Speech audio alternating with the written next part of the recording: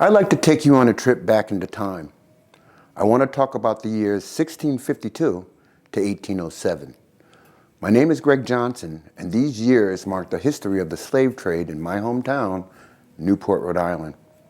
We'll talk about how it affected the lives of slaves, African Americans after slavery, during the Gilded Age, all the way to 2022. The community of Newport wasn't always open to celebrating its African American history, even 20 or 30 years ago. I can certainly attest to that. I'm doing this documentary because young Newporters and everyone else need to see how Newport really was. Over the years, I've learned the true Newport did exist, and its story is still relevant to this very day. People need to know about the misery Africans had to endure. The fact that Newport was one of the largest slave ports in what was to become America. Slavery is a large stain in the history of Newport that people refuse to see or don't even know it even existed, indeed. Slavery has its effects on African Americans to this day in Newport, but we'll talk about that later. The legacy of slavery and the slave trade in Newport has for the most part been forgotten or just rejected in the facts.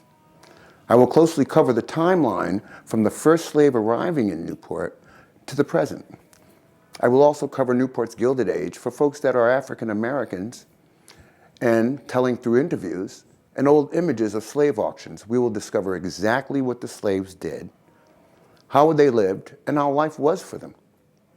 Slavery in Newport and slavery down south were two completely different things, and I intend to tell you the difference so you can realize this. This documentary will also show the life and times of African Americans in Newport after slavery ended.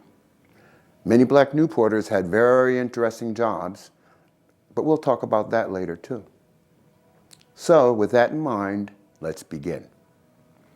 This is the history of blacks in Newport. From 1725 to 1807, ships made more than 1,000 voyages from Africa to Newport. They chained their human cargo into slavery to sail into Newport. These ships carried barrels of rum to buy African slaves, who were then traded for more rum in the West Indies, which was then returned to Newport, otherwise known as the transatlantic slave trade. By the mid-18th century, 114 years after Roger Williams founded the tiny colony of Rhode Island, 1% of all Newporters, or about 4,700 people, were black, nearly all of them slaves. Newly arrived slaves were sometimes held in waterfront pens until they were sold at private auctions. Others were sold from private wharves. Did you know that many slaves had to adopt to their master's religion? For example, slaves owned by Quakers worshipped at Newport's meeting house. White slave owners used religious difference to justify enslavement, and then they policed the line between slave and free by restricting access to baptism.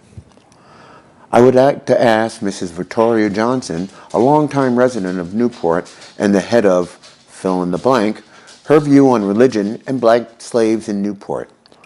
Mrs. Johnson, I welcome you and thank you for your time. My first question is, thanks, Mrs. Johnson. We have some more information we will need you to help us with. Newport's population was exploding by 1730. By then, 15% of the total population was black, mostly slaves, but there were some freemen in Newport. By 1776, more than 100 free blacks lived on the edge of Newport, on streets like Pope Street, which still looks the way it was back in the mid-1700s. I used to know most of the black families who resided there in the early and late 60s. We will also see if there are any families in Newport that can trace their ancestry in Newport that far back. During the same year, Newport Africans begin to assemble each June at corners of Thames and Farewell Streets to elect a Negro governor. A Negro governor was a mixture of mostly African traditions. This West African tradition even spread to Boston, Providence, and even New York. I've done extensive reading about this, and I remember as a kid, the adults had someone that had a pulse on everything Newport. Newport even had its first African-American mayor, but not let that get too far now. I don't want this to be a history class, but I want all of you to be aware of what happened, when it happened, and why. Here's an important piece of information that has received interest nationwide. In 1778, the 1st Rhode Island Regiment is formed, including 132 enslaved and free African and Native American men, later to be called the Black Regiment, and they fight with great valor in the Battle of Rhode Island in 1778. There's a lot of firsts that occurred in Newport during those times. In 1780, a group of free African men formed the Free African Union Society, the first such society in America. This is one of the things I was taught at church. This church specialized in the history of man and the black man, and just the super Christian, not just the super Christian view. Quite different when taught in the 1960s.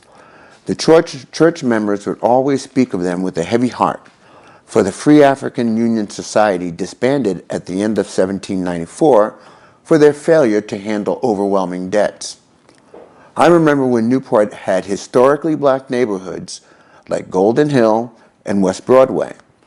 This was back in the 60s, and they were booming neighborhoods when I was growing up, as they were back in the 1800s. When they referred these streets in the neighborhood as Negro lanes, and some of these houses still existed in the 60s when I was growing up and still exist now. I'd like to see what happens during the time between the early 1800s to the emancipation of the slaves in 1865. In 1809, the African Female Benevolent Society was created in Newport. Many of the new society members were related to an African Union Society member. I have a few on the founding members' names. Let's see if we can find anyone who is related to them still. These names are Casey, Bowers, Stevens, Rodman, Hicks, Jenkins, and Mumford, to name just a few.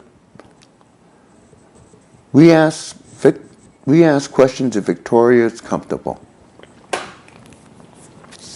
Let's move into time a little bit with the War of 1812. Several dozen enslaved black sailors from Newport served under Commodore Oliver Hazard Perry, also from Newport. With Newport's long nautical history, it's safe to assume that some of the best sailors in Newport were the enslaved and the free men.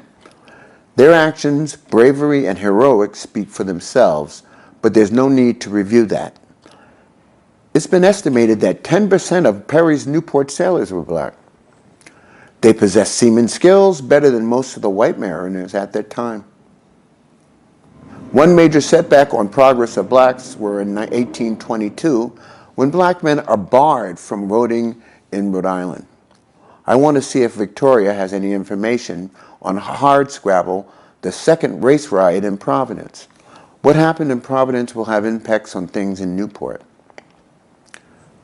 Okay, let's go to 1842, where the Rhode Island Constitution is revised and ratified, giving African American men the right to vote. That says that black Newporters can do things like opening a restaurant, catering to the summer resort market, and it happened. I just wonder, how many Newporters in my generation knew that in 1826, a group of Newport Africans set sail for Africa, settling in Liberia. The entire party died of coastal fever within a year. In 1859, James Holland dies as the last slave in Newport at the age of 100 years. I bet you didn't know that Newport was used as a stop for the Underground Railroad. Truro Synagogue became one of the stations, actually. When Frederick Douglass escaped from bondage from Maryland, he later stayed in Newport. It's a shame that there aren't any historical markers to remind us of our past. Mrs. Johnson, Larry, what do you think of this? Thanks, guys. With the start of the 20th century, I'd like to open with the Gilded Age for African Americans in Newport. And cut.